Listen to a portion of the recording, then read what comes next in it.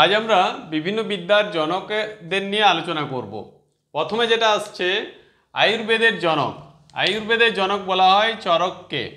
কি বললাম? আয়ুর্বেদের জনক বলা হয় চরককে। জীববিদ্যার জনক বলা হয় অ্যারিস্টটলকে। প্রাণীবিদ্যার জনক বলা হয়, এটাও কিন্তু অ্যারিস্টটলকেই বলা হয়। ইতিহাসের জনক বলা হয় হেরোডোটাসকে। অণুজীববিদ্যার জনক বলা হয় লুই পাস্তুরকে। এই লুই পাস্তুর কিন্তু জলাতঙ্ক রোগের টিকাও আবিষ্কার করেছিলেন। উদ্ভিদবিদ্যার জনক বলা হয় থিওফ্রেস্টাসকে। বীজগণিতের জনক বলা হয় ডিওফ্যান্টাসকে। রক্তের শ্রেণীবিভাগের জনক ল্যান্ডস্টেইনার।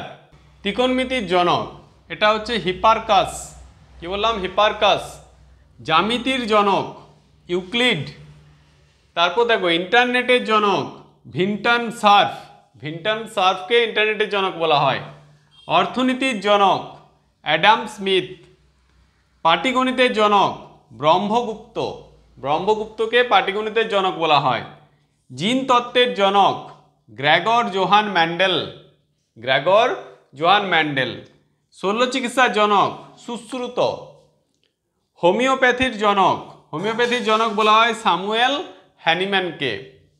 চিকিৎসাবিদ্যার জনক এটা হচ্ছে হিপোক্রেটাসকে চিকিৎসাবিদ্যার জনক বলা হয়। সবুজ বিপ্লবের জনক বলা হয় নরম্যান বোরলগকে। ভারতে সবুজ বিপ্লবের জনক হলো এম.এস. স্বামীনাথন।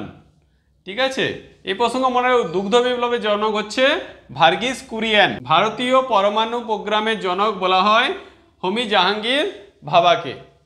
মহাকাশ প্রোগ্রামের জনক বলা হয় বিক্রম সারাভাইকে। ভারতীয় মিসাইল প্রোগ্রামের জনক বলা হয় ডক্টর এপিজে আব্দুল কালামকে।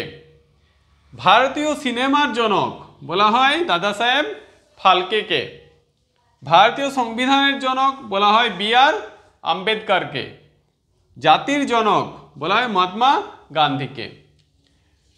তোমরা অবশ্যই আমাদের চ্যানেলটাকে সাবস্ক্রাইব করবে এই টাইপের আরও অনেক ক্লাস পাওয়ার জন্য। এছাড়াও আমাদের চ্যানেলে ইংরেজির এবং অন্যান্য বিষয়ের ডিটেলস ক্লাস রয়েছে এবং তাদের প্রশ্ন উত্তর রয়েছে, এবং যেগুলো প্রিভিয়াস ইয়ার্সে এসছে সেই টাইপের প্রশ্নের ডিসকাশন এক্সপ্লেনেশন রয়েছে।